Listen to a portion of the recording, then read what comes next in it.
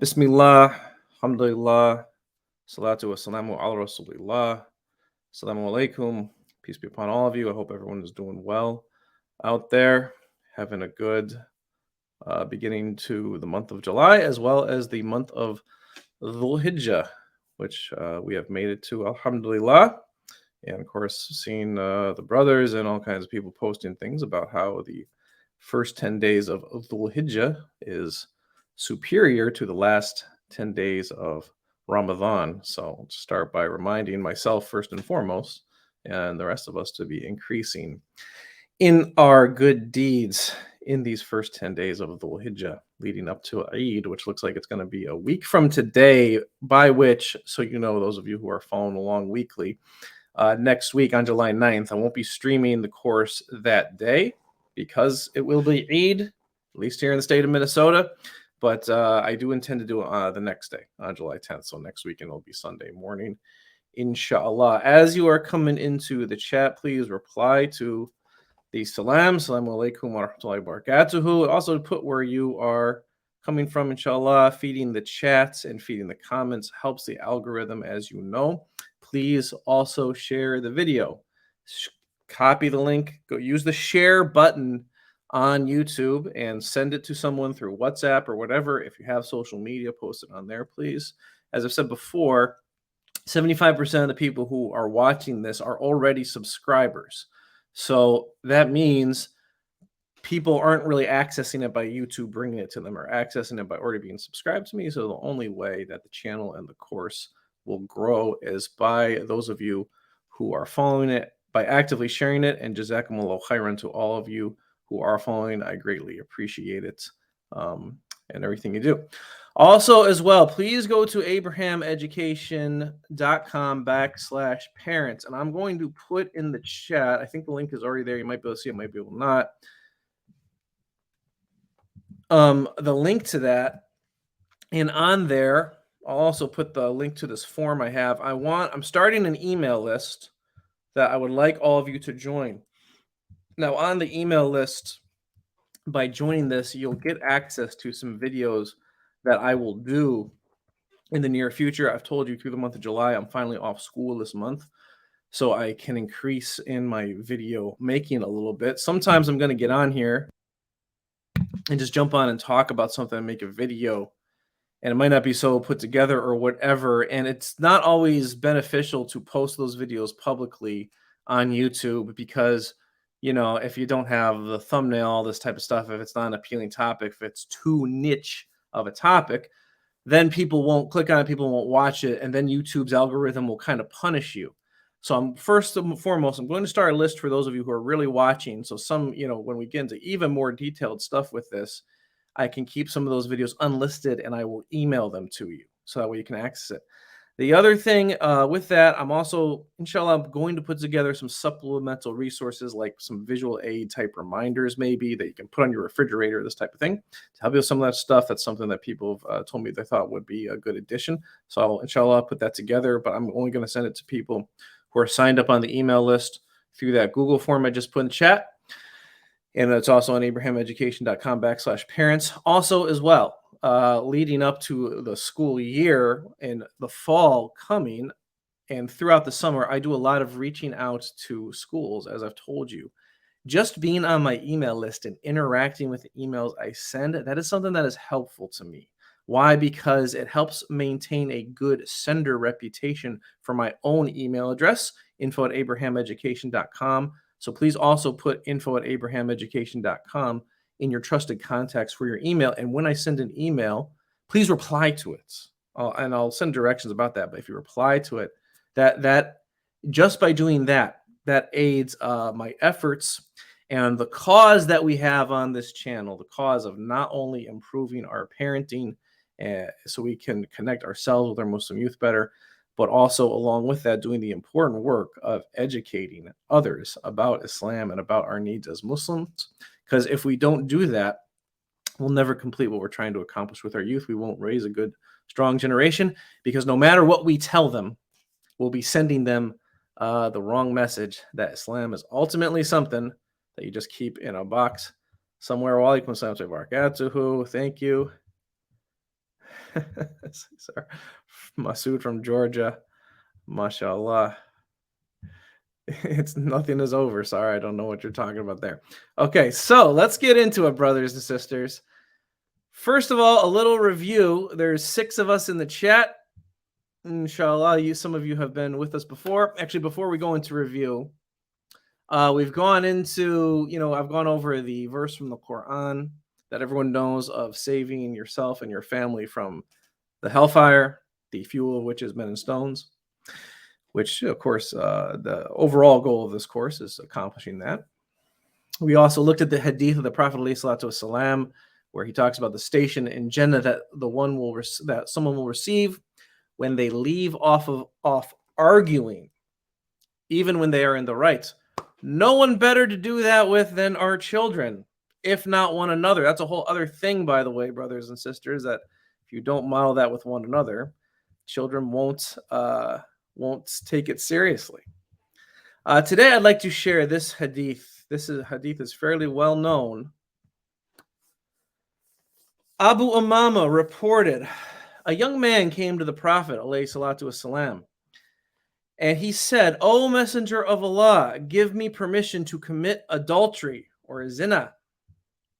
The people turned to rebuke him, saying, "Quiet, quiet." The Prophet said, "Now notice what's going on here." Okay, and this is also comparable to the narration where the Bedouin was in the masjid and he urinated in the masjid, and some of the companions rushed over to him. I think one of them took the sword out, was going to like slice him in half there or something like this. Remember it perfectly, but of course the Prophet just calmed them down and dealt with it calmly. Okay, here's a young man asking for something that was shocking, and we all know, some of us maybe even had the experience, if we've been asked by young people if zina is really a halal or haram or this type of thing. Sometimes we get asked those questions and we want to give this emotional type response or whatever. But let's see, and one of us today, we would do that if we were asked this, as the Prophet ﷺ is being asked this. So hadith is very important for how to deal with a young person when they frustrate you, or they ask something shocking, which is not unnormal for them to do. The people turned to rebuke him, saying, "Quiet, quiet." The Prophet said, "Come here." The young man came close, and he told him to sit down. The Prophet said, "Would you like that for your mother?" The man said, "No, by Allah, may I be sacrificed for you." The Prophet said, neither would people like it for their mothers." "Would you like that for your daughter?" The man said, "No, by Allah, may I be sacrificed for you." The Prophet said, "Neither would people like it for their daughters." Would you like that for your sister?" The man said, "No, by Allah, may I be sacrificed for you." The Prophet said, "Neither would people like it for their sisters." "Would you like it for your aunts?" The man said, "No, by Allah, may I be sacrificed for you." The Prophet said, "Neither would people like it for their aunts." Then the Prophet placed his hand on him, and he said, "O Allah, forgive his sins, purify his heart, and guard his chastity." After that, the young man never again inclined to anything sinful. An absolutely beautiful narration of the conduct of our Prophet, alayhi salatu wassalam. So we see him coming close, physical proximity, the rhetorical questioning of which the answer is there. Okay, and it's to get the young person reflecting on things beyond themselves, reflect on things beyond themselves, which is something that young people need help with, and it's done in a gentle manner. Okay, absolutely beautiful, and just one to reflect on with what we're going to get into today as we're starting to transition into talking to kids and what we need to do when talking. Little review before we do that. From our first lesson, brothers and sisters, when you're turning to approach a child, when they're doing something wrong, young person, how long should you take to do a turn? Remember, when we're doing this turn, how long should this turn take? Actually, not even the fourth part, just the first 3 parts, just standing to turn. How long should that turn take? How long should it take, brothers and sisters? How long should you take? Standing for how many seconds should it take When you have to turn, you're doing something else. Kids start making noise, the siblings start arguing, you start hearing some bad words or something or another. How long should this turn take? What do we have?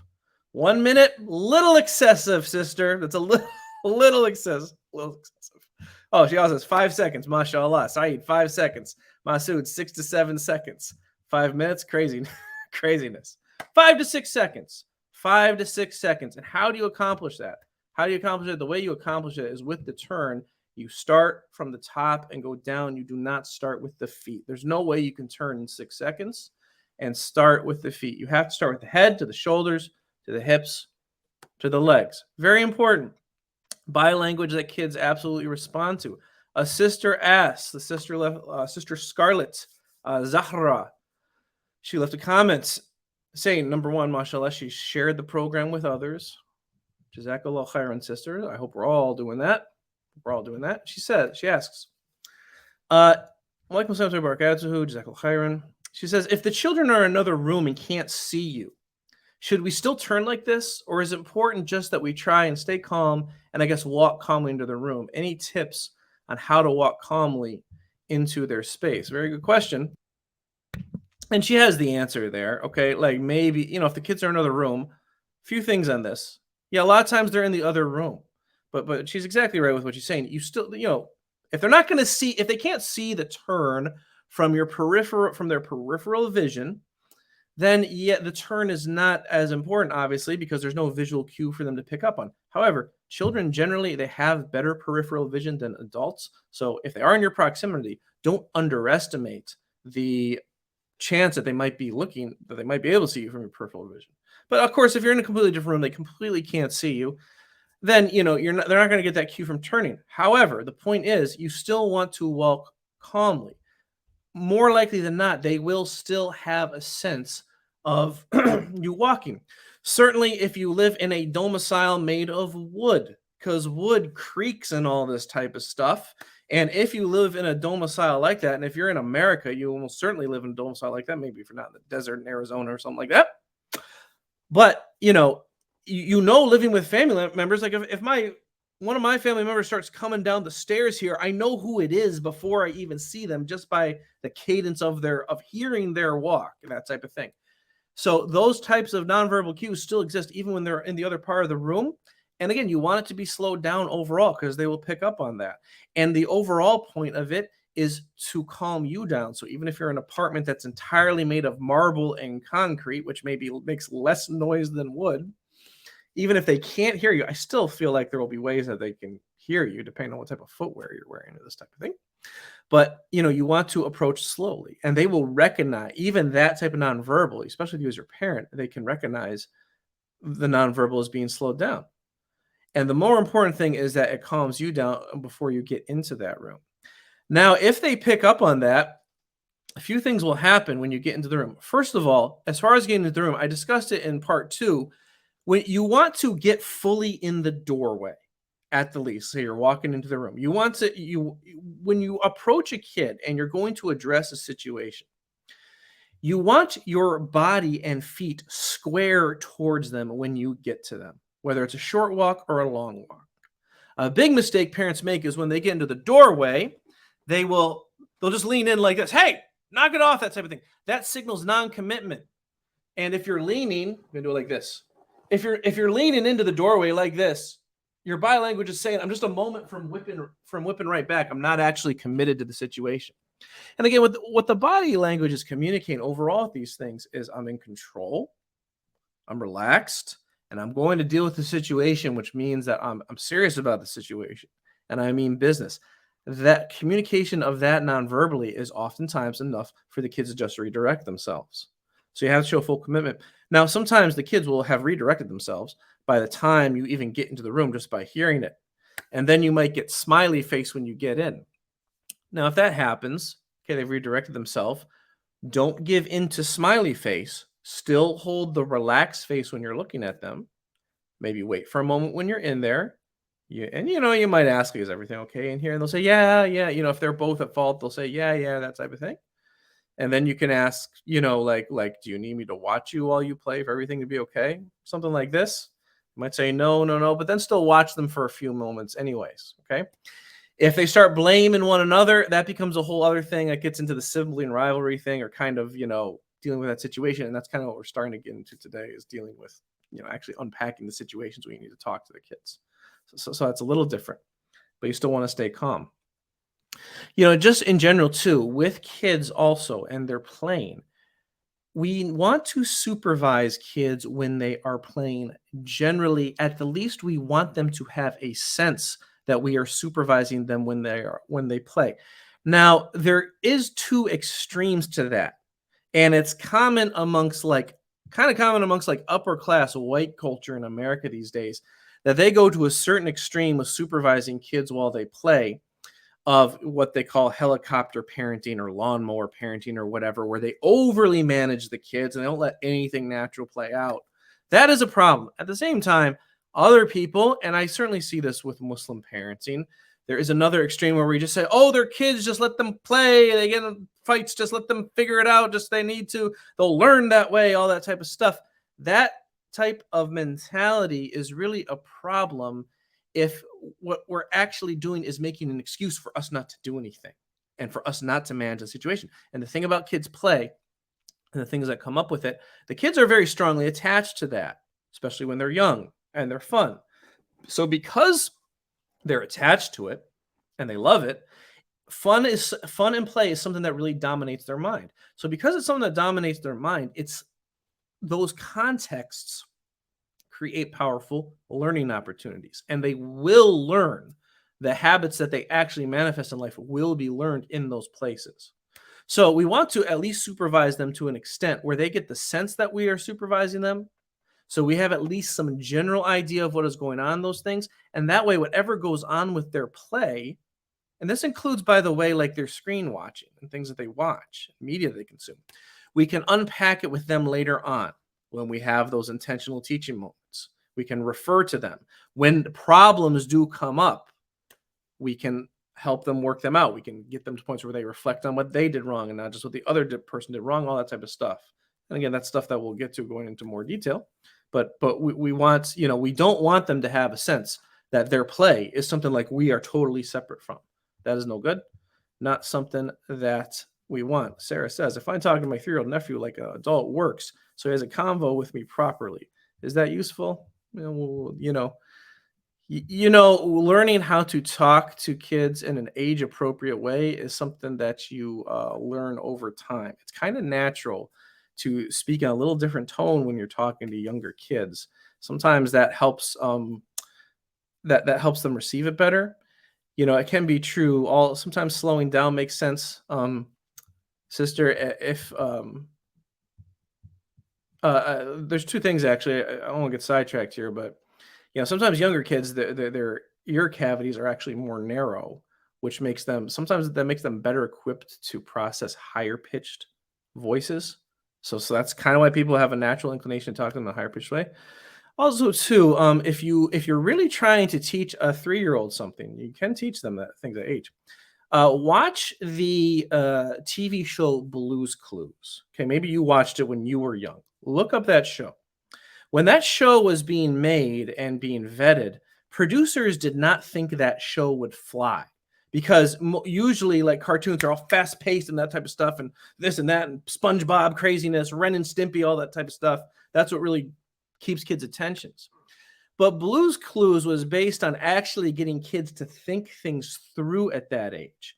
If you notice the way the host of Blue's Clues talks, he talks in this very deliberate pace where he has long pauses between the expression of complete thoughts.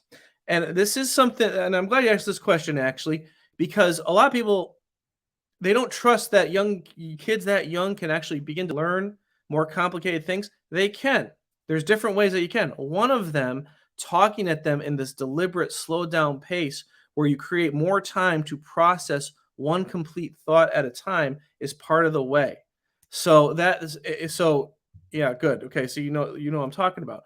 So Blue's Clues, that show was a gigantic success, and it was unexpected because the creators of it, they had actually learned this about young children, and their goal with the show was to get kids to actually think while they're watching it. So while initial runs of it, producers and TV show type people didn't think it was going to be successful. It's actually very successful in keeping kids' attention. So if you're dealing with a kid at age 3, I suggest watching that show, and it's something that you can learn from. All right, mashallah, jazakumullah khairan for the participation.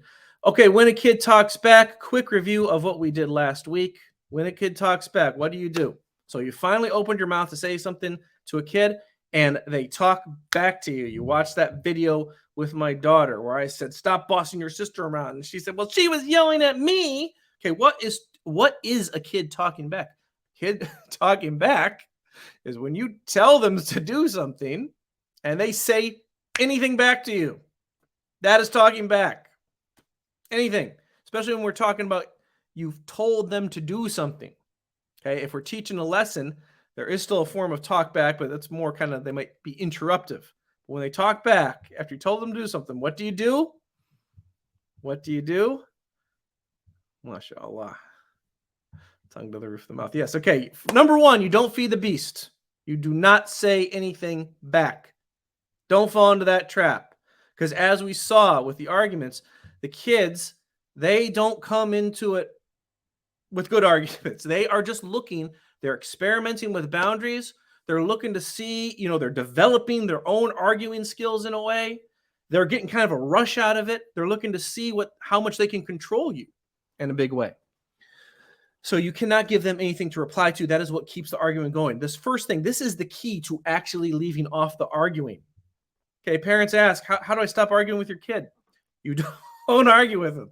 And it doesn't mean you're letting them win the argument. That is not what it means. And it's best you do this at the beginning. Best you do this at the beginning of the argument. Or right when they say anything. You don't say anything back. Then you go to the relaxed face, which can be accomplished with the tongue to the roof of the mouth. The key to the relaxed face, so important. Breathe. If you got to put the tongue to the roof of your mouth, breathe through the nose. What putting the tongue to the roof of the mouth does is it makes sure your teeth do not clench. That is key. The teeth clenching, the jaw locking, it's a huge thing.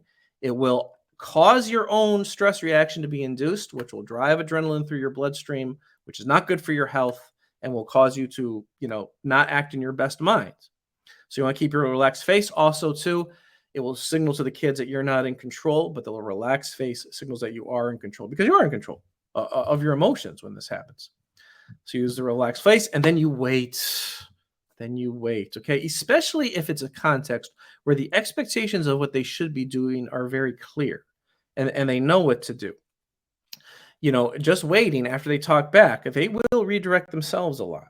Okay? Now, if it's something a little more complicated and you need to go into teaching some lessons, and you need to open your mouth about something, then you go into teaching the lesson. But if you go into teaching the lesson or whatever, well, they might interrupt. Now, also, too, and I'm going to get into this because we're going to continue with the video that I was showing last week where I had this bad class. If you're in a tense moment with a kid and they're talking back and it's antagonistic, like that moment usually is not the best within which to teach the lesson that you need to. And some switching of the context, which could mean putting it off till later sometimes, but also there are just very slight ways to switch up the context of what is going on that young people are very responsive to and can help switch their mind into a different frame. And we actually see that happening in this hadith of the Prophet ﷺ, where the young man comes and asks him something, but the Prophet, how does he switch up the context? Number 1, physical proximity. He gets closer to him. He asks him to sit down. And later also, he shows physical affection, putting his hand onto him after the lesson has been taught kind of and starting to settle. Those are subtle things about switching the context that is important to consider, body language type things, nonverbal type things that contribute to the relaxation of the moment that helps prime the kid better to receive whatever lesson you're going to give. And this is part of what I'm going to show when I get into the video of how the class that I had where it wasn't going well, how it turns out in the ends that I'm going to show. Okay, inshallah. Yes, good. Then if we have to say something, repeat in a lower voice. Thank you. Which gets into Okay, the overall rules. If a kid interrupts you, you cannot talk over kids. You cannot. It seems counterintuitive because the kids aren't supposed to talk over us, right? They're not supposed to talk over us. That's disrespectful. They got to be put in their, okay, all that type of thing. But, the ironic thing is this is what you actually have to do so that they don't talk over you. And the big thing about this is when kids are talking, when you are talking and the kid says something, either they're saying something to someone else or they're saying something to you, and you just try to talk over and talk over and talk over it. Okay, number one, it's stressful because you have to keep constantly going through the raising the volume thing. But it's also devaluing the words that you have to say. What it is subcommunicating is that what I actually have to say doesn't have any value because I can just throw it out there on top of this jarble of noise that's going on with all of us talking. So it has no real value. So you have to actually value what you have to say.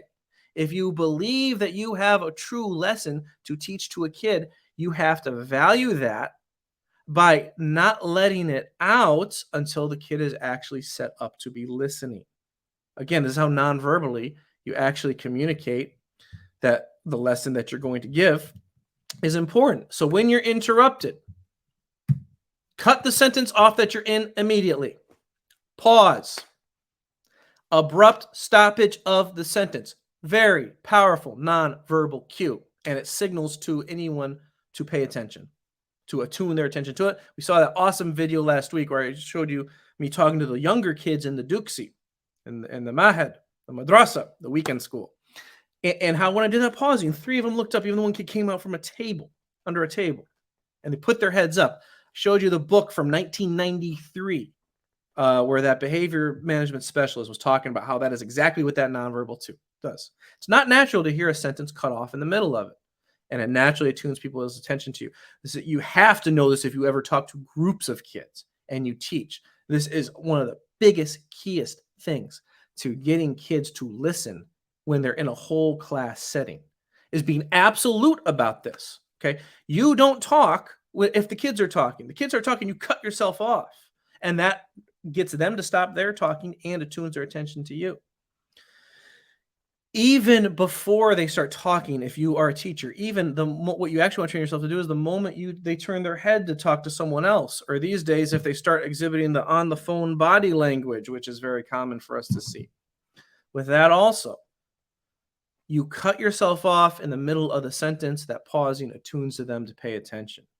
After you do that, again, you breathe to relax the face, and then you restart the sentence quieter, as our brother Saeed said to us here, mashallah, mashallah. Okay? Why? Because, again, you want to have the opposite effect of what talking over him does, where everything just escalates and gets louder. And when you talk quieter, it's another nonverbal cue that in one sense, it can say, I'm talking, but I'm also paying very close attention to what you're doing. And if you do what you just did, turn to talk or talk to someone else or cut me off, I'm going to stop. And then you won't be able to hear what I'm going to say. And they do want to hear what you have to say. Okay. Whether it's because they want to take in the lesson or they want to react to it, they do want to hear what you have to say. But also, too, the quieter voice will make them have to listen a little closer. So it fine-tunes their attention even stronger. I'm telling you, 12 years of teaching, brothers and sisters, this is the most important thing. Maybe the most important thing about getting kids' attention that I have seen, that I've seen, that I've done. And it works with one-on-one conversations as well. It works very well at the dinner table. It works very well in the car rides. Anytime we're talking to kids, and it's what we do when we talk to them to tell them that what we say has value. And it's part of the process of getting them into a mode where they actually listen. Okay, mashallah. And again, the relaxed face looks like that. That's what the relaxed face when we do the breathing or the talk back looks like that. All right, so let's get into some video breakdown because we're still continuing off this lesson. Today, we'll get into, when things go bad, what do you do? How do you fix it a little bit. We'll start to see that with the video I'm going to show. Before that, I don't really want to, do these videos of teachers losing it that exist online these days. I don't really want, I don't want to embarrass these people any more than they've been embarrassed or anything, or kill this to death. We won't look at these videos every single class, but I know you guys enjoy watching these videos. I know you enjoy it. That's one thing. Two, there is value in looking at it. Why? Because, when you see it, I mean, it's a non-example. It is valuable to see what not to do. Some of you have had the experience of realizing, subhanAllah, that's me. That's me. And I'm seeing what I looked like from outside now. And just that is revealing. And, so maybe you're grappling with that. Alhamdulillah, inshallah, you're on your way to fixing things. Or if that hasn't been you're not there yet. You're saying to yourself, I really don't want to be what that teacher, I really don't want to be that person. I really don't want to be that person. So we're just going to watch one new video, break it down a little, and then we'll go back to mine. And I'm not, and me, a thing too, when we learn, these are all real life examples. You'll see from mine, it's really not about executing these things perfectly. You rarely execute anything in life perfectly. So, you shouldn't have that type of pressure. But when you have an overall approach where you have certain tools that to go to or to work with, you're just so much more effective overall, even if you're not perfect. But let's watch this teacher. Because I'm here to help you out. And if you want to act like that, you're in the wrong person's class. It's misaligned. You just got to deal with that. You don't need to say anything. Okay, I'm not talking to you. You're talking to everybody. Thank you. Right now, you need to be quiet. Okay, right now, listen to me.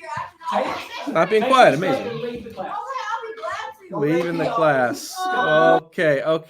Sorry, I got to pause here. Take your stuff and leave the class. So those of you who are teachers, or you're going to be in teaching, or you're getting that situation, and we need more Muslims to be teachers for our kids, both in public schools and in the masjid, and just different things. Pretty much, don't ever kick a kid out of class. All right? Don't ever do it. Okay, that is something I did when I was young, because that's what you do when you don't know what else to do. When I was a new teacher, I did that. I have not done that, I don't know, maybe in 8 or 9 years, I think. Never do that.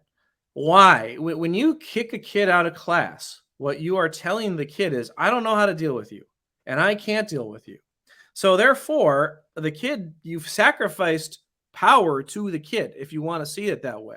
You've told the kid, you have power over me. You've also told the kid, hey, if you don't like this class, here's a free ticket out at any time.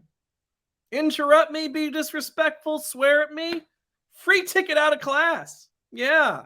Believe it or not, especially for kids who are prone to doing those things, sending them to the office or sitting in the hall or talking to the behavior specialist, whoever, those are not really mal-incentives to those kids. They either don't care or they even like the person you're sending them to more than they like you, and they actually look forward to that. So oftentimes, telling them to leave the class just is incentivizing them to do whatever you don't like them doing more. Don't ever do this. Do not ever do it. Terrible, terrible move. It's not effective. It just does anything. Sister gets it. MashaAllah. Okay. Back to the video. Everybody leave now, hey. What are you saying? Want everybody to leave? Go ahead. She doesn't care. She doesn't care. Another substitute. You only care because our teacher talking about Teacher on maternity leave. You're not going to tell me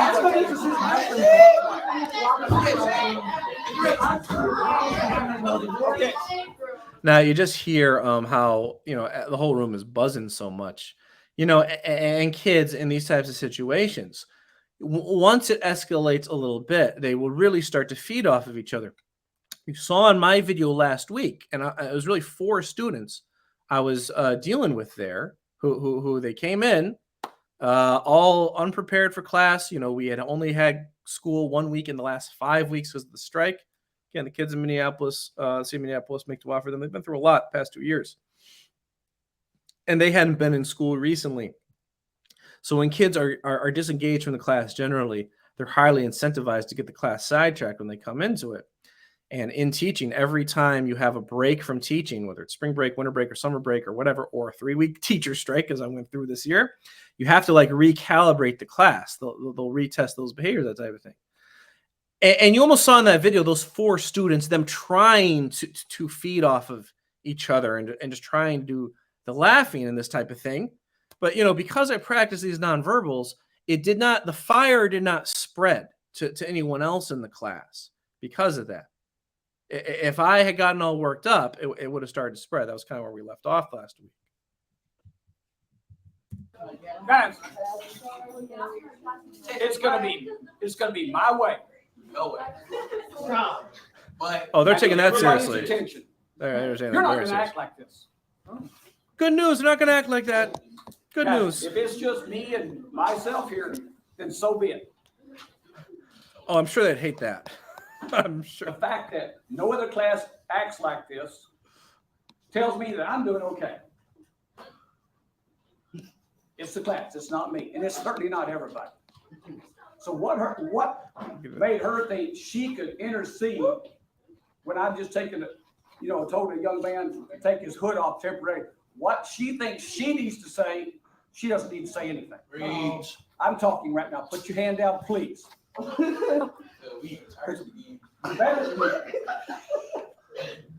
You interrupt again, I'm gonna send you out of here.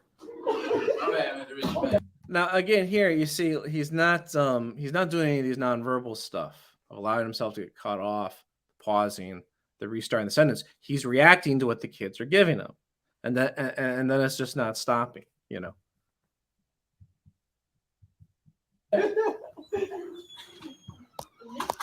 Are we ready to let me talk and be courteous? He's got the chicken arms. Always You got treat your parents like this? always got the chicken arms. Always Always got the chicken arms. Listen to me. That is an example of a rhetorical question. You answer rhetorical questions inside your heart without saying anything. I didn't ask you to say anything out loud. Oh. We're wasting a lot of your time because some of you evidently don't understand proper classroom decorum, meaning behavior. Understand it. It's less than 10 minutes, Kylie. Oh. It's less. Less than 10 minutes. 10 minutes is an eternity in a high school classroom. Brothers and sisters, before I continue, I'm putting it in the chat. Go to abrahameducation.com/parents. Please sign up. There's a button there that says join email list. Please join my email list. You will get access to unlisted videos that I will post that you won't have as well as other resources, please. And there's some ways, and it will help me out a lot if you do that. Please do that. Now, all right. I mean, everything's going wrong here with this. Now, it's interesting. He asked, he's explained to him, it was a rhetorical question, this type of thing. We saw the Prophet use, okay. Rhetorical questions are good to use, but things have to be set up front in order for the kids to actually receive things. You can do the exact, this is what really goes on.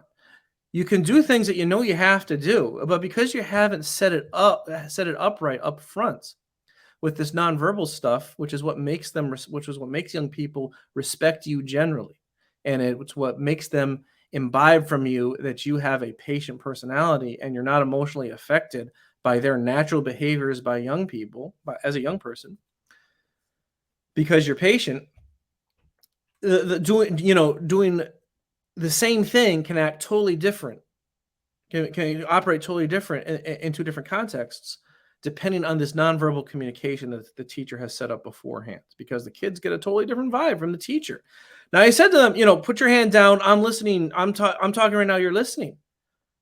Sometimes you want to do that with kids when they are really being interruptive, and you've done the pausing and the restarting the sentence in the quiet voice. You do it a second time, you do it a third time, you do it a fourth time. Around the third, fourth, fifth time, it might come to a point where, yes, what you do is you reset the expectations of what they should be doing at that moment, and you tell them how to listen directly. That is something that you do. But the way he's doing it, with the stressed out nonverbal communication, all it gets is laughter from the kids. You still have to be calm and relaxed with that, with what you say, intentional. Ahmed asks how to treat them when they are literally not going to give up being a break for the class. Well, again, I don't know, brother, if you were watching from last week, but I was showing one of my classes where that was the case. That was the case. And we're going to continue with that video. And it was not a good class. Not every class does go well. But in those, when kids test on that level, you still cannot break to the snap point. And you cannot break in your expectations of when you're going to use these nonverbal cues to let them get away with it. And that's what we're going to get into in a moment here to see. Less than 10 minutes. I appreciate the fact that you want to do it. Okay, so when you come in here tomorrow, you're going to do it my way, or I will tell the APs, you find a place for this child, or you change their behavior, because I'm not going to put up with it. They don't pay me enough. Okay, here's what I did. Who needs a paper? All right, you should have got this. Preferably. The APs, the assistant principals who usually deal with discipline or the behavior deans, they never straighten kids out like people want them to. That's not really what they can do, even, because those kids they'll act entirely different contexts depending on what the teachers give them.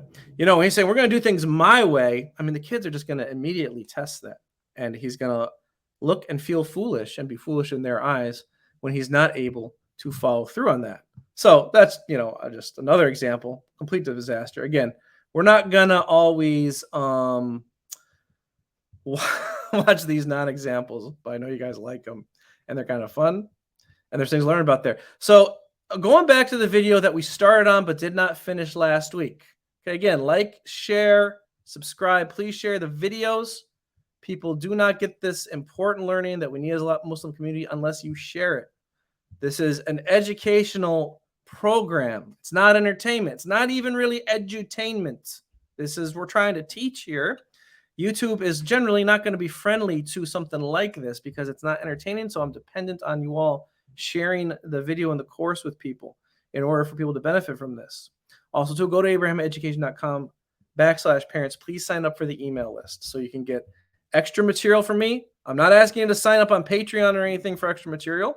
I'm gonna give it to you for free, but there's some stuff that it doesn't make sense to put it public on YouTube because, again, the algorithm won't respond to it well.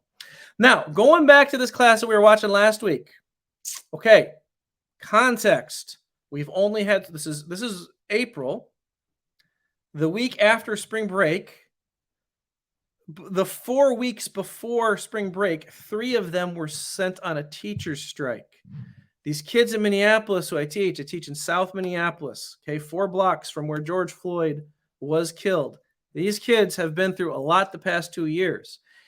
A huge thing they've been through is having their education constantly interrupted, and it being communicated to them that their education does not really matter. Anyway, 3 weeks in March, we were out on a stupid teacher strike. Then we went back for a week. Then we had spring break for a week. Then we come back for a week. This is now Thursday of that week. These 4 kids I'm dealing with, they were not in class Monday and Tuesday. Then they had a bad class on Wednesday. So they're really disengaged from school and class now.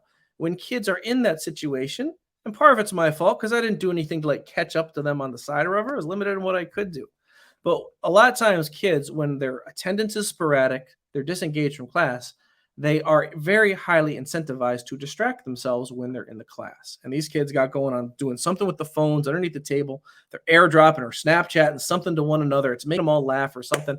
I don't even want to know. But we were doing this, we did a little reading. Then I put them on this activity where they were helping each other study or whatever, and they were misbehaving all through that. So then I, in the beginning of the video, I had them back where they're going over answers and, I'm getting kids to answer questions or whatever. And I was kind of trying to put those kids on the spots to make them think or whatever. And they just get sidetracked on this whole laughing thing. So I'm going to start off, go back a few minutes from where we left off last week to where we get into I'm trying to talk to them, but they're just laughing towards one another, getting out of the seats even. So I have to make them switch seats, and I don't use seating charts, but this is an extreme consequence that I will only on occasion go to in my classroom, where I ask the kids to switch seats. And then we'll see where the class goes from there, and we'll talk about it, inshallah.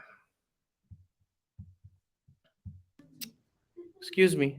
Hold on a second. Let's see. So you feel like you have to sleep when you need to be. I'm trying to teach here. And they're getting all distracted laughing. Okay, sit down. Sit. Can you please sit down? She's trying to get out of the room. It's Sabrina. Sarah, Iman, and okay, this is constant. This has been constant. Please sit. Hear me pause there. Can you stop talking? This has been constant. Excuse me. See, I'm getting agitated. Sabrina, please. Okay, I don't like making a seating chart, but you guys. It's something that you get interruption. Pause in the breathing. You haven't had enough self-control in class recently for me to allow you to just sit where you want on Monday, okay? Mohammed, do you understand me? Yeah. Sabrina, do you understand me? This pause when interrupted. These seats in front of Abdi Majid here, 2 of you are going to sit there on Monday, okay? Do you understand me? Sarah, do you hear me? Do you hear me? They're re-escalating, okay? And they're trying to do that group thing, okay? Okay, this is just what the brother was saying here, okay? This is exactly what they're trying to do here. The brother asked how to treat them when they're literally not going to give up being a break for the class. Okay, this is exactly what they're trying to do here. Okay, I'm talking to them, trying to redirect them. You know, it's stressful for me. I'm being agitated. I'm having to do the breathing. I'm having to try to process what the right thing to say to them is at this moment. You know, there's different lessons to go into, but it's not really going to work to go into like the self-control, self-discipline type lesson here. Got to create a different context to make that happen. And, you know, to just try to get the class back flowing again, I'm going to do the switch your seat thing. All right. So, but what the brother's asking here, this is exactly what's going on here. Because even I'm talking doing the nonverbals, and Iman here, she really re-escalates. I don't know if she said something, but she goes back to the laughing. And if I were to excuse this or talk about this, that, you know, they'd say, "Oh, I just couldn't help it, Mister." These kids, I have good relationships with these students, and they, you know, they're not actually trying to be defiant towards me. And what they would say is, "Oh, I just couldn't help it. What they sent me was so funny," or something like this. But, you know, this is what they're trying to do. They are trying to take a break for the class, at least for themselves. These 3 students, Muhammad, Iman, and Sabrina. Oh, and Sarah. I'm sorry. The 4 of them, they had sporadic attendance. They're at least trying, you know, they're incentivized to not be engaged in class. They're trying to create that break for them right now. It's exactly what's going on here. Okay. Sarah, can you put that away, please? Really bad. Really bad.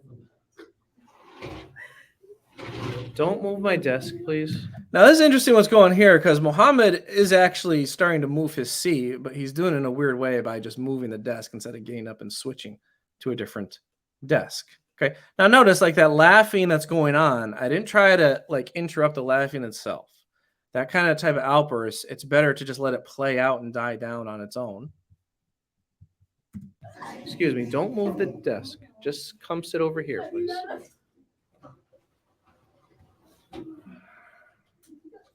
See the tension in my forehead.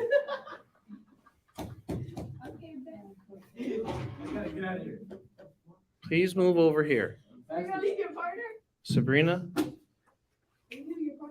stop talking, please, okay? Now, again, me doing that there is equivalent to the other teachers saying, you know, put your hand down, I'm talking right now, this type of thing. All right, sometimes the interruption does get to be so much that you have to reset the expectation on how they should be listening.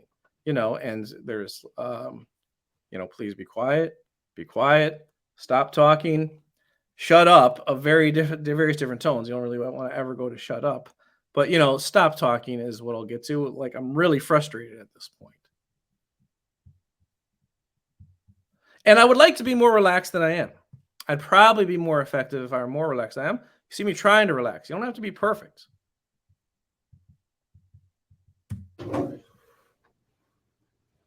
There, I'm really trying to work the face. But you can see, still have some tension in my forehead. Talking. Thank you. Sabrina, please stop. You have to come to this class with a serious attitude. Sabrina,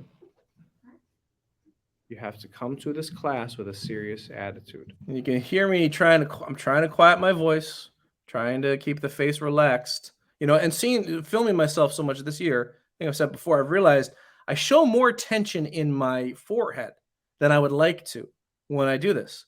And practicing the relaxed face with yourself, either recording yourself or looking in the mirror, is not a bad idea to do, to get a sense of what you're doing and how you can do it better. Sabrina, quieter. If I'm talking, please do not talk.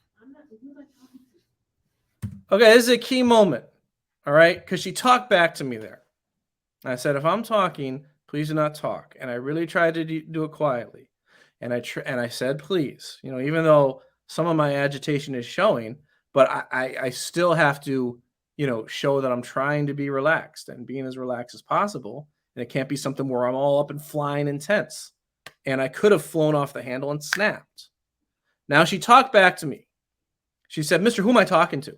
Okay. And like what she was doing was like I think she was showing something to Sarah on her phone, or she was doing something nonverbal that it was either really quiet talking or just showing that it's not talking. So she talked back here. It said, Mr. Who am I talking to? So what I do here now, this is a key, this is the moment of truth for me in this. What I do here, because I could easily go, yes, you were talking. I just saw you turn your head to Sarah and you've been talking on class and interrupt. Could easily do that. There is a part of me that wants to. Oh yeah, I'm not happy. I'm not happy.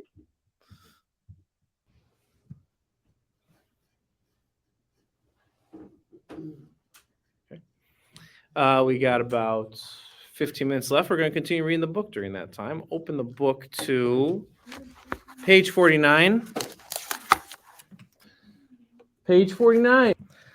Okay, so now what am I doing here? Now, this isn't a point. This is not a thing where she's talked back and there's something specific that I asked her to do that she needs to redirect her behavior for. The only thing I need her to do is to not talk anymore. So I did the pause, did the face, stayed quiet. So long as she doesn't say anything more, she's in compliance. Now, the brother here, when he's asking with the question, gets right to the heart of what's going on here. They're trying to create a break for the class. So I'm just going to try to continue with the teaching here. Now, I am switching what I'm doing because something as a teacher you have to do in these types of situations, but also just with kids generally. This is not the moment for me to go into like the moralizing type teaching here and the rhetorical question or whatever. It's not going to work in this moment. It won't be effective. And I'll just give them fodder to react to or whatever. And it's also not fair to the rest of the class. So at this moment, I'm going to try to continue things to be successful as possible. Now I'm switching from doing this study activity that they were doing in this class discussion type activity to we're just going to read the book because that's simple. It's simpler for them to comply with. And I'm just trying to get that success. And that's the whole thing too. When you've de-escalated the moments with the kids and it's time to move on to the next thing, you want that next thing to be successful. You want to help them have it be successful. An example with that is when kids are goofing off after we've asked them to do some chores, let's say, and we redirect them to do the chores. We want those chores to be set up in a way where they're going to be successful with it or help them be successful with it. Because we want the message to be that when this type of intervention happens and mom or dad or the teacher deals with it, what results from it is success. And the thing I'll start getting into next week is how you get kids successful with these types of household activities and give you some lessons from instructions that I've learned that are key to knowing about that. Okay, now it's not going to go perfect here because I'm still going to deal with some things after we go into reading, and you'll see what happens here. Okay. He's been talking about buying experience,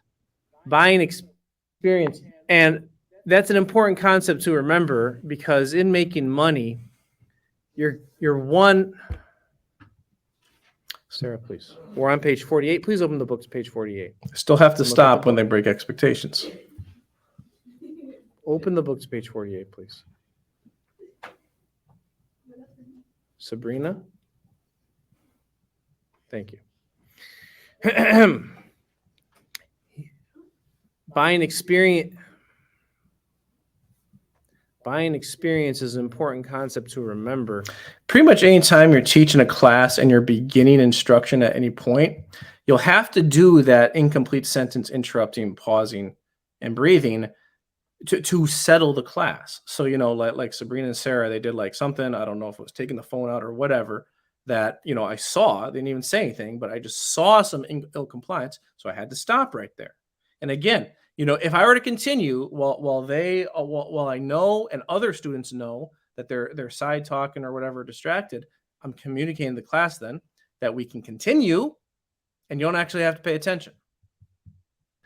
If someone tries starting a business, actually most people who are, So we got to do it again. Yakub, can you not look back at them, please? Can you open your book to page 40? They try getting a fifth student into it. And look at that. Sabrina, can you come sit up here, please? Sabrina. Trying to up the ante Sit again. down. Iman, sit down. Sabrina. Sabrina, come sit up here, please. Sit in front of Abdi Majid, please. Sit in front of Abdi Majid. Sabrina.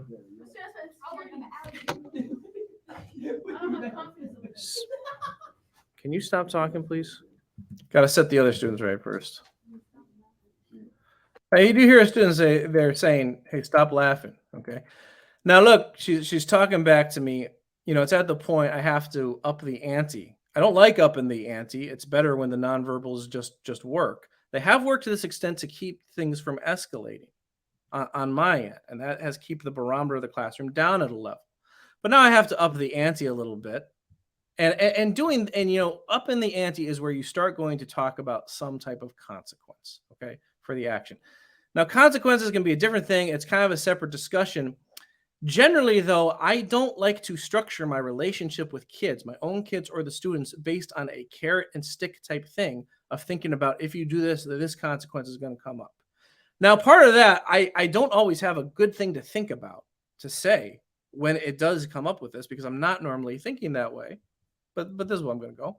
Sabrina, it's not a hard request, and it's not for too long. And honestly, the way things have gone, if you can't comply with the simple, if you notice what I did when she interrupted me, stopped, and then we'll restart the sentence. Can't comply with a simple request, then I have to make a bigger deal of this whole thing, and it has to involve people outside of here. I really prefer not to do that. I don't like to do that type of thing. But I've been very patient. You guys have been very disrespectful today, and it's not acceptable. So you need to just pick your stuff up, move it to this desk in front of Abdi Majid, so we can move on, please. Okay, I've upped the ante a little bit, given the order. I gave a qualifier of I don't really like to do that. A lot of times that is important, okay? Like you don't want things to go negative, all right? A lot of times that type of qualifier is important. A lot of people know the giving kids two choices type of redirection. You have two choices. You can either go to a different seat or you can go to the office or something like that.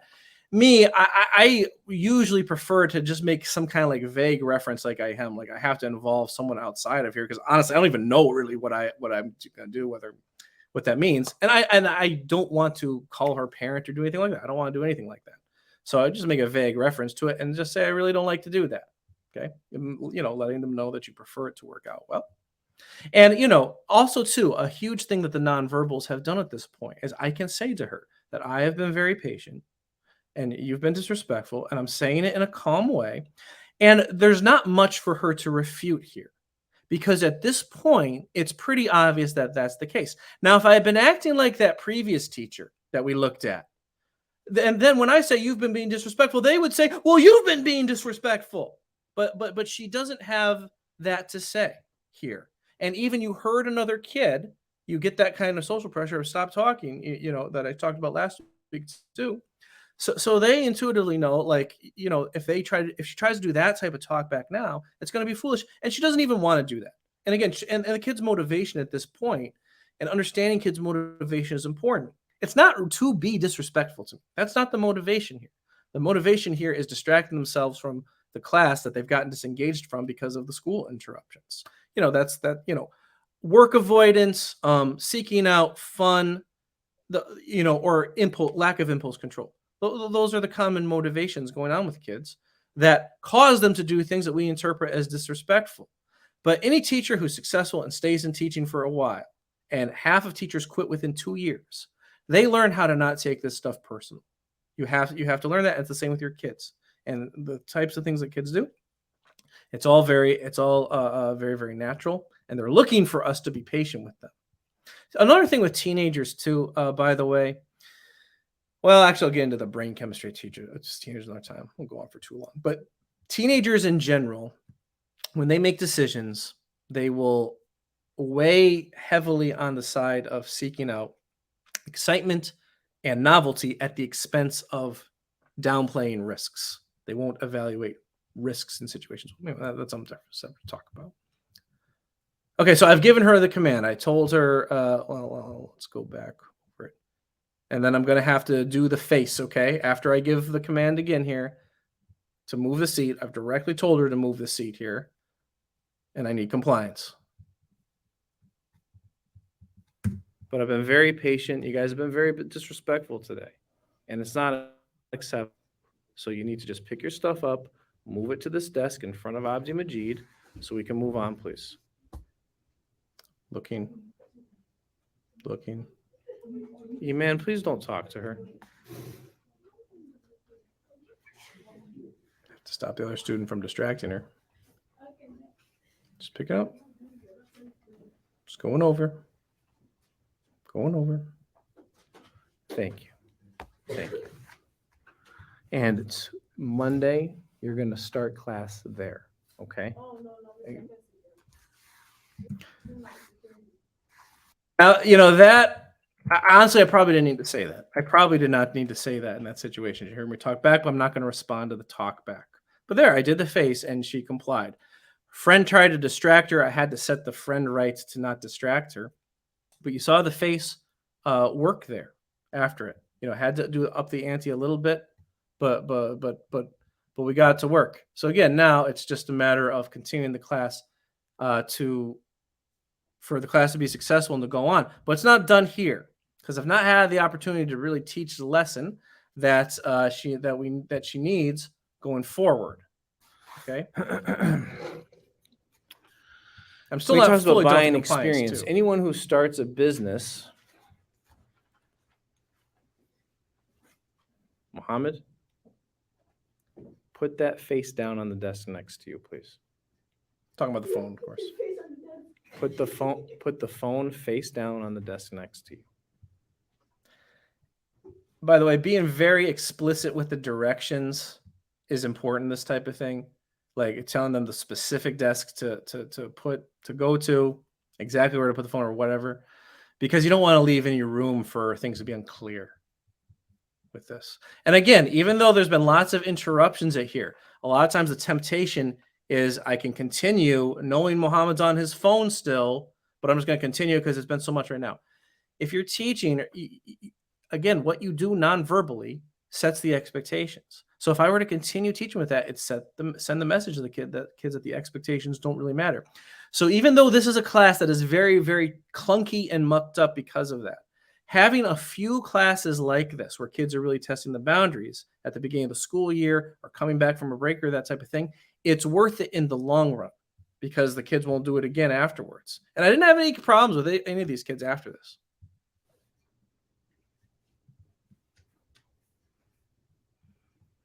Doing the look for compliance. Thank you. When he talks about buying experience, Put it face down on the desk next to you. Face down, please. Move it over to the desk next to you. Thank you. Okay, very Thank you. very Sarah, plain can you put that tone. away, please? Very plain tone. Thank you. Okay, I'm trying to make the tone as emotionally neutral as possible. Key to that, the relaxed face and trying to quiet the voice, which goes against your impulse. It goes against what the stress trigger is trying to get you to do. But it is so key here and so key to preventing a situation like this from escalating. Wait, put that away, please.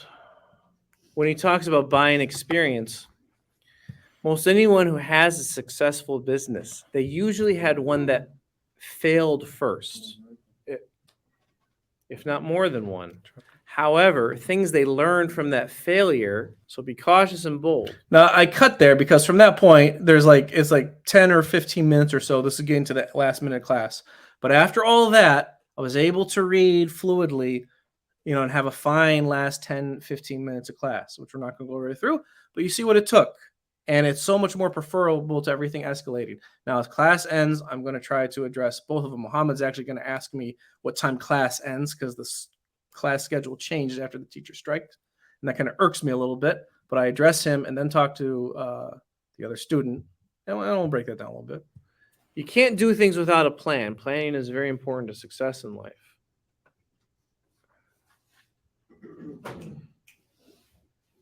And a big part of planning is considering every point at which you could fail in something you're trying to take out. So that's why you need to be cautious and think it through thoroughly. Yes. What's that? 103. Okay, now he's been disrespectful and not paying attention in class the whole time or whatever. Had to change the seats, and now he's asking me like a minute before class ends, what time does class end? So it kind of annoys me, and I get a little irked here. Okay. Why don't you be paying attention instead? Okay, please. And I want you to think about how you've not been respectful today. Okay. Are you a disrespectful person? Okay. I don't think of you that. What are you doing? I don't think of you that way either. I don't think of you as a disrespectful person. Certainly don't think of you as someone who wants to be. Yet you were a lot today. Do you understand? Excuse me. And asking me that, excuse me, not accepting responsibility is another aspect of that because I'm not talking to anyone else right now. Do you understand? And asking me that at this point is the same thing. I'll have an assignment for 6th period. Maybe we're going to do that test on Monday. Don't be surprised if I just pop it up on Monday. Okay, now, what am I doing there? Saying the why don't you pay attention thing, that was an annoyed reaction. Okay, maybe he didn't need to say that, but I was annoyed. Now, he says, now asking him, are you a disrespectful person? Okay, I'm going to a rhetorical question here. Rhetorical question is a good way to teach kids. And he said no. Okay, he said no. He responded honestly. He took a moment to think about it. And he said no. Now, why do I do that here? Okay, a thing with kids hold overall values sooner than they are able to implement those values with their everyday actions in life. Okay, this is a very important thing to remember about kids. Another thing about kids, especially teenagers, even though they are in constant growth, they are constantly growing and they have more capacity to change than at any time in their life, they tend to think of themselves in a permanent way. So something that kids need help with is making an explicit connection between these overall values that they have and the micro level actions that they are doing. Now, I only have like a quick minute with Muhammad here. I do talk to him later on a different day more about this and didn't have any more problems with him. But at least even within this, he acknowledged that he's not a disrespectful person. I tried not to be shaming by saying that I don't think of him as someone as a disrespectful person either, or someone who wants to be. And just said I want him to think about why he was that day. And he said, my bad, mister. At least he said that. So we've got some acknowledgments. All right. Now, there's no bell that rings because the schedule got messed up. So I am, so the class is ending here but we're not. If you want to take your notes home and study, that's not a bad idea. I'm really thinking about just giving the test on Monday. Because what I learned today is if I try to give you a study session, thank you, Hassan, it's going to be sabotaged. Expect the test on Monday. Expect the test on Monday.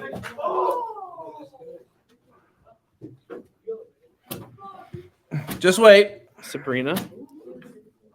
Talk to Sabrina.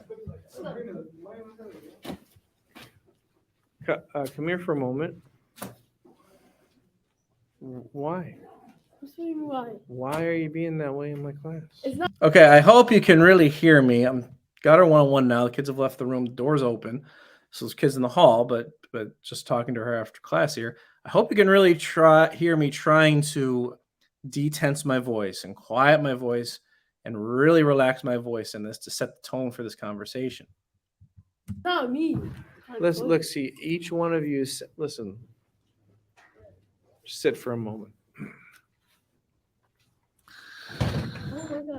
Okay, now asking her to sit and asking kids to sit is good because sitting naturally relaxes a person. And you know, after class, other students' eyes aren't around. She's sitting. We're closer. So I've done that slight change of the context now. Okay, now you've heard her during class, Mr. Zami, you know, Mr. Who am I talking to? You know that type of thing. Okay, and now you're gonna. She's actually not gonna say much here, but you're gonna hear a completely different change in her tone. Look, do you think yourself as grown up? Yeah, I think you. Okay, do you hear how she says, yeah, like, okay, like way slowed down and way quieter? So she is responding to my nonverbals, even though it's taken a while to get to this point. And this subtle change of context puts her in a whole different frame of mind. And just by that slowing down, and even with Mohammed, there was a slowdown when I asked him if he thinks of himself as a disrespectful person, and he took a moment to think about it. This slowing down of the kids' nonverbals and their tone of voice and that type of thing, that's a good sign because that means that their mind is getting more into a frame that is not defensive and is willing to receive. And that's the big thing you have to be thinking about when talking with kids. How do you get the defense walls down? Because what is intuitive for the kids is to just put the defense walls up. So those nonverbals on her part show me I'm making progress here. Now asking her, do you think of yourself as grown up? We've all heard someone say, or maybe said to our kids or ourselves, grow up. And it is a message that kids need a lot. We want to encourage kids to grow up, especially Muslim kids. But, you know, but again, the snap back response of growing up when we're frustrated at them is a whole different thing than what I'm showing here. You guys as grown up. I want you guys to grow up. And you guys need. Sorry. Oh my God. Look, do you think yourself as grown up? Okay, I think you guys as grown up. I want you guys to grow up. And you guys need to grow up as soon as possible. Okay, and now again, just acknowledging that you want good for the person, that for the kid. That is really important to kids. That puts their defense mechanisms way down. That maintains warmth in the relationship. You know, with teenagers like to think of themselves as grown up. Teenagers are in a place, and of course they are adults according to Islam, and they're accountable for their deeds at this point. Kids, they know very well they're not kids anymore at that age. So they like to think of themselves as grown up. So, you know, like it's an appropriate rhetorical question here to think about. But again, the context is set up right where she's not defensive now with it. And she's slow to respond with the yeah, because she is thinking about it. She is thinking about it. Like seriously, like in all seriousness, like your generation, you guys are facing like some serious challenges. Okay. So I say that out of care and respect for you guys, that I do want you to grow up as soon as possible. When I want to talk to you about this, and he was doing the same thing, and you guys, this tendency of, it was me, it was him, that is what a child does. Do you understand? A child tries to put the action on someone else. And I'm not about trying to say it's you. It's obviously you guys collectively. You get what I'm saying? Yeah. And I understand you're just trying to have fun. I get that. And I don't think any of you are bad. I like all of you. Okay? And you have taught you a long time. But because of that, I expect you to respect me and to respect my classroom. You get what I'm saying? And I believe you have the ability to make the decisions up front that make that happen, All right. which include where you sit in the class. Okay? It's clearly going to be helpful. At least I want to sit back there. I don't like the front. I understand that it's tempting to sit by certain people. Just notice there, this is a one-on-one conversation, and she interrupted, and I didn't respond to what she said. Not that that can't be a part of the conversation, but again, it comes down to prioritizing what I have to say. So when she interrupts me there, I'm just trying to hold on to the next thought that I'm going to articulate, and I don't respond to what she says, and go on articulating it. Because you can't let the kids get sidetracked. You can't let kids sidetrack you when you're trying to teach them a lesson like this. To make the class feel like more fun, and you want that time, but it's just not the time for it. I don't care if I don't sit by them, but the back. I like the back. I don't like the front. Well, I want to be able to see you. I think that's a good compromise because it's in the middle. No, I don't like the middle. I don't like that. Okay, look, I will tell you, Sabrina, because you're a Muslim female, and because it's part of the rules of our religion for the women to sit in the back so that no one's sitting behind them and that they can feel comfortable. Because of that, I'm going to respect that. Do you understand? Yeah. But I want respect in return. All right. Okay? So where Abdi Majid was sitting, you can maybe sit next to him or sit there. But I want you in this row so I can see you and sitting there. We'll have Muhammad here or maybe here and keep them over there. Okay, thank you. Okay, now just take overall the benefit when you actually get to be in these spaces where kids are, such as their schools, being a teacher in their schools. Not just seeing kids at home or in the masjid or some, we have to actually get into the context where kids are, because here, by the end of it, I'm able to drop a little Islam on her and make, her wanting to sit in the back, I honestly don't think is connected to that. But I do get the opportunity here to show her that being Muslim and Islam has something of benefit to offer here as far as what she wants. So just being in that context is a very big benefit to this. But look, you see how much better this goes than things just escalating out of hand when it goes to the yelling and the shaming or that type of thing. She's able to actually receive the lesson. My calmness is key to that. My not taking it personal is very key to that. And my not taking it personal is believable because of the nonverbals. And then it's made explicit by, the things I'm saying of, I like all of you guys. I want, I like and respect, those types of validation type things. Also too, when talking to the kids, helping them broaden the situation to higher principles or higher concepts, such as this need to grow up and the challenges of their generation, that type of thing. These are actually, when these things come up, they actually are very important learning opportunities to reinforce some of those key principles. So I hope that from this, we can see a better way how to do it. All right. When it gets into talking to kids and how to talk to them, we see some things here. There's more things to explicitly teach with that. But the main lesson that I want everyone taken out of right now is the non-verbals. Okay. Calm body, relaxed face. When you're interrupted in teaching, cutting yourself off, breathing, and restarting the sentence quieter. It can take some work. This took work.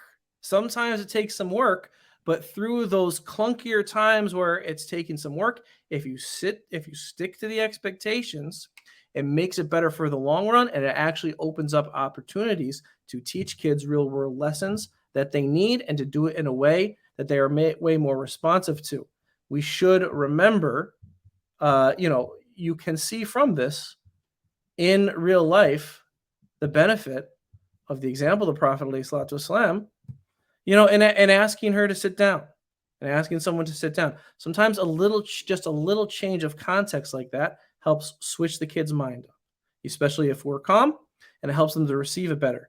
If a baby is crying, some of you may have experienced, if you're having a hard time getting a baby to stop crying and you take the baby outside, sometimes just that switch gets them to stop. So next week, I'll go over some things, and I'll look in the chat, see if there's any questions to address here. may stay on for 10 minutes or so. Before that, please go to abrahameducation.com/parents. Please join the email list. Please. The email list is important. I will also put the direct link to the form in here. That will give you access to unlisted videos from me, as well as maybe some other learning materials that I'll put together. You'll get access to it through the email list. I'm not asking you to sign up for Patreon or anything like that. Just please sign up for my email list. Also, too, if you allow me to email you and you interact with my emails, that helps me reach out to schools across the country, which I am constantly doing because it enhances the sender reputation of my email address, which makes my outreach emails much less likely to go to principals and teachers' spam folders. So please help me out with that and help with this project of educating the society, American society and Western society, about Islam for the sake of our children. Going through the chats, I would have just picked up my shoe and it would be game over. I really advise against weaponizing footwear. Okay, I know some Muslim cultures, this is kind of a thing. Believe me, the kids whose families do that because they do it in school. It's not a good look for Muslims as general when we have our kids in school weaponizing their footwear, and it happens. So I get that. But look, brothers and sisters, there's a part of me that wanted to go berserk on them. But I feel much better about what actually took place with Sabrina and those other students. And believe me, and all those students, both before and after that, they told me great things. I'm their favorite teacher. They love my class. I got all that stuff from those kids, both before and after that. And just key to that is not taking it personal. It is so important to not take it personal with kids. You have to train yourself to that. Yes, Jazakumullah khairan, Osama. Jazakumullah khair. The brother says, think about the pain the responsible students suffered this whole time. Now, look, we always want to go to this type of thinking where we want to get so angry at the irresponsible kids. I share in that, okay? And I have been there. And when I was 25 and started teaching, I would lecture kids about that type of thing and all that type of stuff. But it doesn't get anywhere. And those kids who are responsible, they're going to suffer even more if the situation is not dealt with properly, and then every class ends up looking like that. And that happens in lots of classrooms across the world. And lots of teachers just give up on teaching at that point. So then the responsible kids suffer even more. So we have to maintain our cool in these situations. We have to be the responsible adults and the patient responsible examples with these kids. It's crucial. That is what actually moves everyone along the best. The other thing too, even those kids who are being responsible, some of them are very intelligent. The fact is, there's many kids in school who are very intelligent, but what they apply their intelligence towards is seeing what they can get away with. And that is part of their learning process. We still want those kids to turn out strong. Some of those kids have it in them to be the strongest Muslims when they get older. And we can't lose them. We can't lose them. And again, I teach in the inner city. I've had to teach kids caught up in every different type of this, that. Even those kids who people think are so bad, don't caught up by that. They are actually good kids underneath it all. They're very insecure, just like anyone. So, we really cannot let this anger towards young people take hold of us. We just cannot. And the Prophet ﷺ, he said, the strongest person is not the one who is best at fighting, wrestling. Rather, the strongest person is the one who controls himself when he is angry. So controlling ourselves when we are angry and this calm disposition, it is part of the sunnah and following the beautiful example of our Prophet ﷺ, and it's key to being able to transfer his wisdom onto others, be they our children or non-Muslims alike. You have to follow the sunnah in order to teach people about Islam. What if the kid tells you you are being a parrot when you repeat your sentence, continue to ignore, or say that's disrespectful? Well, like I said before, for one thing, I've never had that happen. For another thing, if you are in the middle of the sentence, you interrupt the sentence, and you go back to the start of it, the reason that doesn't happen is because they didn't get the full idea articulated from that sentence. So their minds are usually curious about what it's going to be. The other thing too, now, if it's the fourth, you saw it here, when it comes to the fourth, fifth, maybe third interruption, it will get to a point where you need to address how they are listening, and you need to set the expectation for how they are listening. And that can look different ways. The most general thing it's going to involve is they have to be quiet. In different cultures, respectful listening to an adult might mean looking me in the eye, and you can address that. Other cultures, it might mean looking down. You can address that and direct them to do that. But you want to soften your tone when you do that. You want to soften your tone and be relaxed. And you saw me do that. So when it comes to the fourth, fifth, sixth interruption, it might be time to reset the expectation, reteach the expectation. But again, you want to do that as plainly as possible so that it doesn't get the kid all jarred up and it can be received. Okay. Jazakumullahu khairan. Barakallahu fikum. Again, go to abrahameducation.com/parents. Please fill out the form so that I can email you.